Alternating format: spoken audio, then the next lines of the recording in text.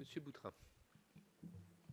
Bonjour Monsieur le Président, je tenais également à vous remercier de cette commission. Je remercie également mon délégué général, Christophe Bedbédé, qui est présent dans la salle et qui pourra répondre à certaines questions le cas échéant. Et je remercie évidemment les sénatrices et les sénateurs présents, nombreux, et je sais que votre institution, Monsieur le Président, au travers de vos collègues, a toujours été très attentif aux radios locales et notamment aux radios locales associatives depuis, j'allais dire, depuis 1981, parce que nous sommes, comme vous, sur les territoires.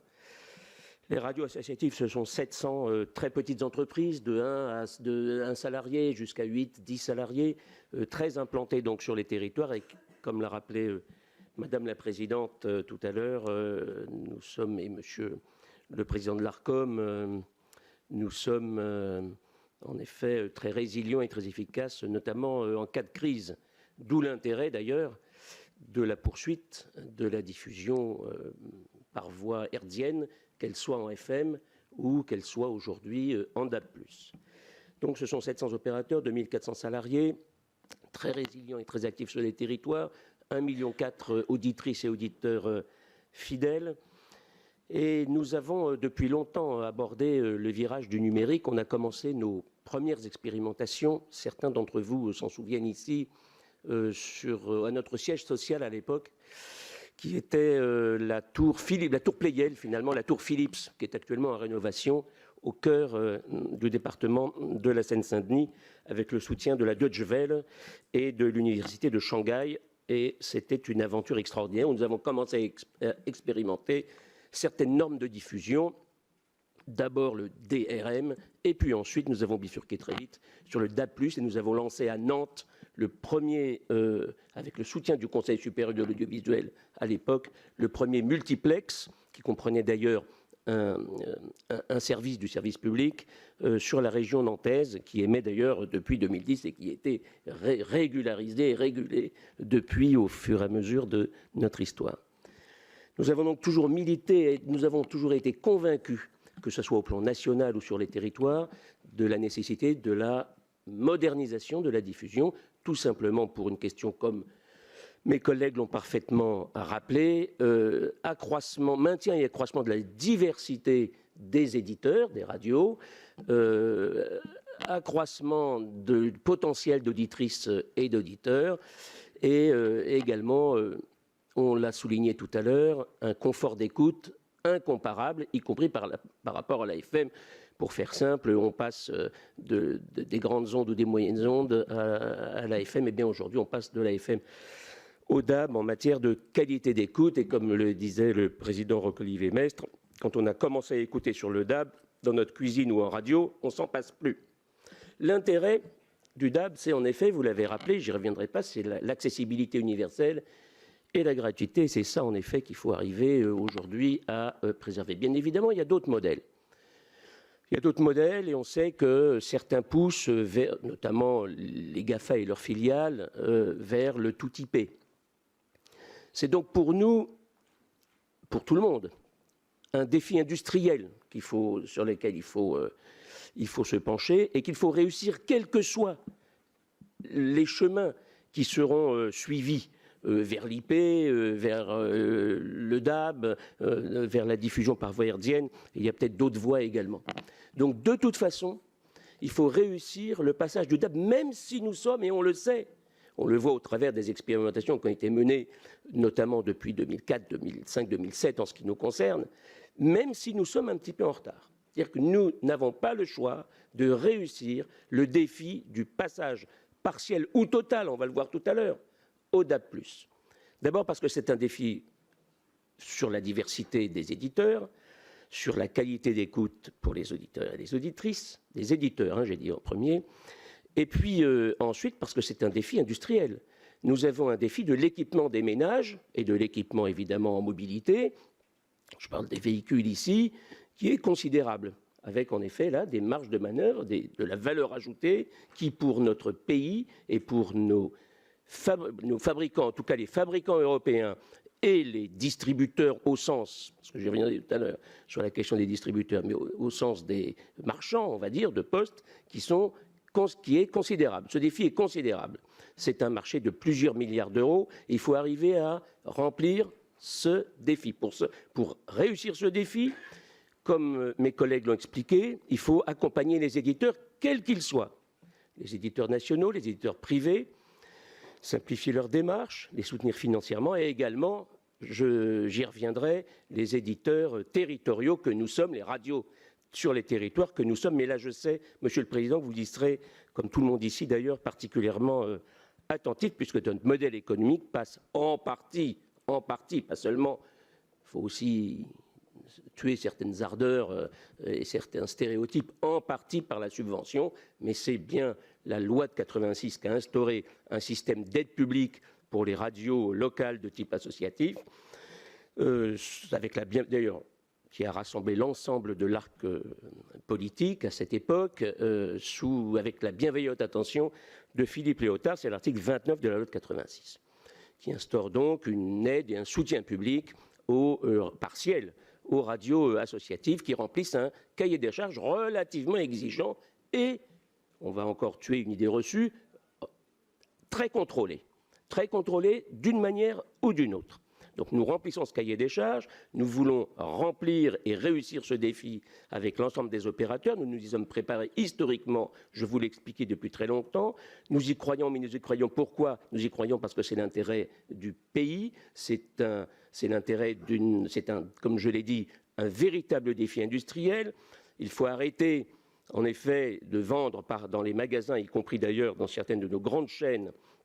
Il faut arrêter de vendre de la camelote chinoise où, en effet, vous avez des postes DAB qui commencent à 19 ou 29 euros et qui ne sont, j'allais dire, Monsieur le Président, qui dégoûtent l'auditeur du DAB. Il faut donc réguler cette distribution, adopter des normes de qualité sur les récepteurs et, partant, de faire baisser par la massification, de faire baisser le prix des récepteurs pour que l'ensemble des ménages puissent s'équiper, notamment à la maison.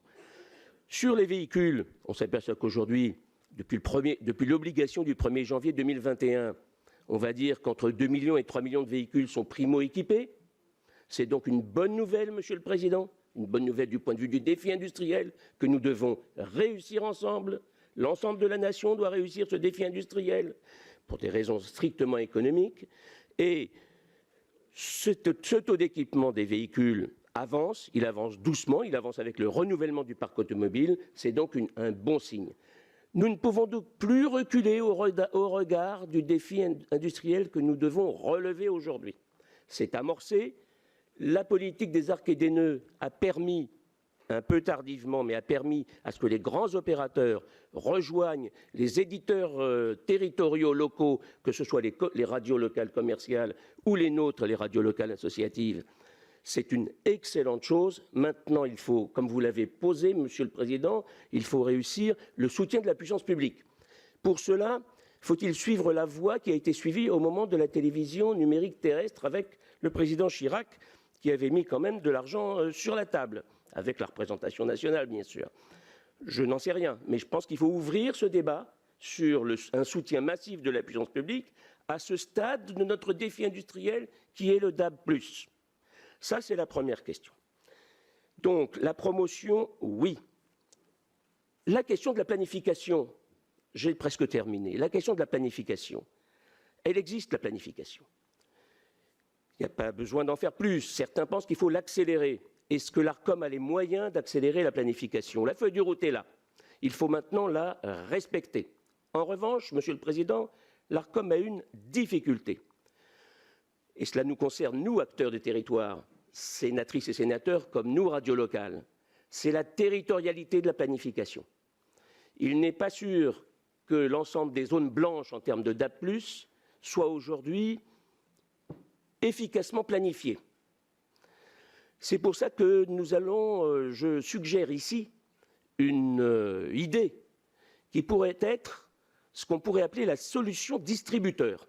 La solution distributeur, c'est tout simplement le fait que l'ARCOM lance un appel à candidature sur les zones rurales notamment en montagne, mais également les bassins de vie, d'emploi et d'écoute inférieurs à 50 000 habitants, qui ne sont pas ou peu couverts aujourd'hui, sauf évidemment dans le pourtour du système des arcs et des nœuds, c'est-à-dire des grandes métropoles, et où il y a un déficit de radio autorisée en DAB et un déficit manifestement d'appel à candidature. On a du mal. Il y a aujourd'hui un système qui est prévu par l'article 28-4 de la loi de 1986, qui est ce qu'on appelle la solution distributeur. Et c'est l'ARCOM qui a la main là-dessus. C'est-à-dire qu'en effet, on peut confier à un distributeur, qui peut être un opérateur de multiplex, le soin de planifier une zone territoriale, et notamment les zones, je pense là aux zones territoriales de type semi-urbaine ou rurale, ou de montagne. Sachant que l'article 29 vient d'être aménagé en ce qui concerne les zones de montagne, il y a 2 ans, dans le cadre de la loi Montagne 2.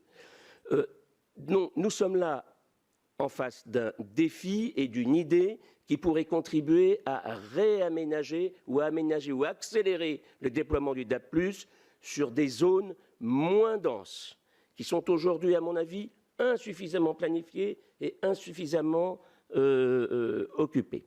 C'est la première idée. Et puis j'en ai une deuxième, parce qu'on parle beaucoup, en effet, de l'implantation, de l'implémentation, ou de la possibilité, puisque c'était déjà implémenté, des puces favorisant la réception hertzienne, qu'elle soit FM ou qu'elle soit DAB, dans les smartphones. C'est un peu compliqué parce qu'on a loupé le virage il y a une dizaine d'années. Le Mexique l'a réussi, mais nous, on ne s'y est pas penché. Puis il y avait certainement d'autres intérêts, ou des intérêts différents que d'autres pays.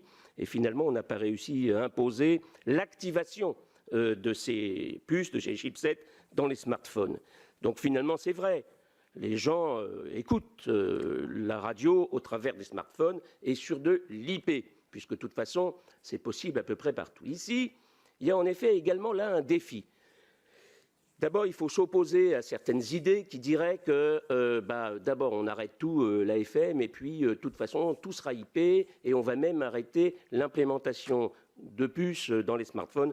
Ça, c'est des idées qui sont poussées notamment par le GAFA. Il faut arrêter cette histoire parce qu'il faut maintenir cette opportunité aux opérateurs de faire ce qu'ils ont envie de faire et on laisse à ce niveau-là le marché travailler comme il se doit en fonction des appétences et des intérêts de chacun. En revanche, aujourd'hui apparaît, depuis longtemps d'ailleurs, la 5G broadcast, dont la responsable sur la bande UHF, dont la responsabilité ne relève pas de l'ARCEP, mais relève de l'ARCOM.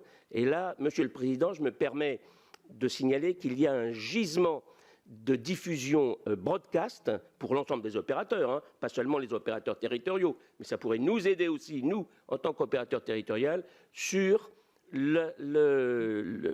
l'activation ou une étude concernant la 5G broadcast sur les smartphones. J'en ai terminé et je répondrai volontiers à l'ensemble de vos questions sur ce défi industriel, Monsieur le Président.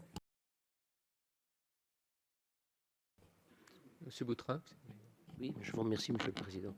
Je ne sais pas si c'est une question de calendrier.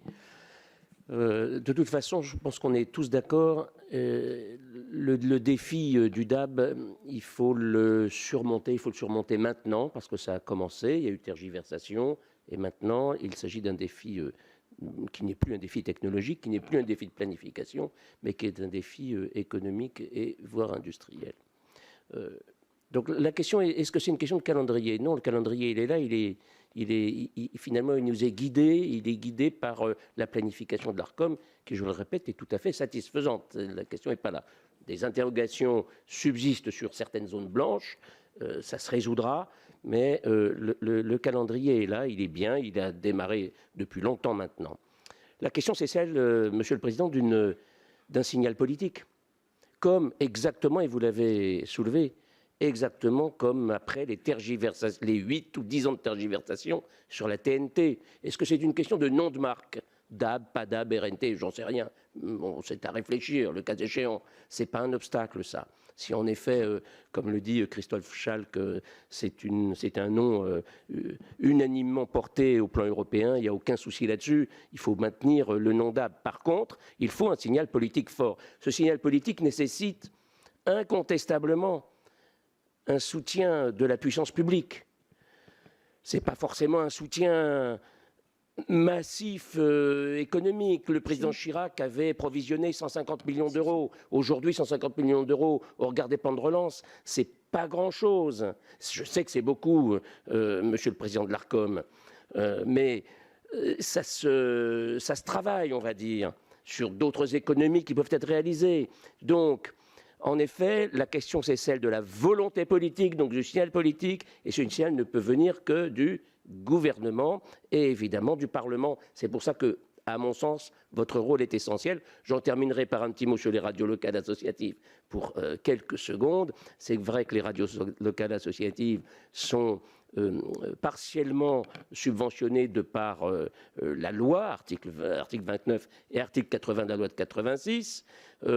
C'est vrai que nous avons entamé d'ores et déjà, et ça aboutit, des discussions sur un soutien particulier à la double diffusion, qui, je le répète, est pour 200 des nôtres déjà entamé depuis plusieurs années, mais il s'agit de 200 € par mois. Je le répète, Monsieur le Président, il s'agit de 200 € par mois pour les opérateurs. Ça reste un petit peu faible. Donc, je tiens à vous préciser que notre demande de soutien financier et logistique pour les radios associatives, et je remercie le président de l'Arcom et d'ailleurs l'ensemble des éditeurs ici présents de ne pas avoir fait obstacle à ce type de soutien supplémentaire, il reste limité au regard du défi que nous devons tous relever et ensemble. Je vous remercie.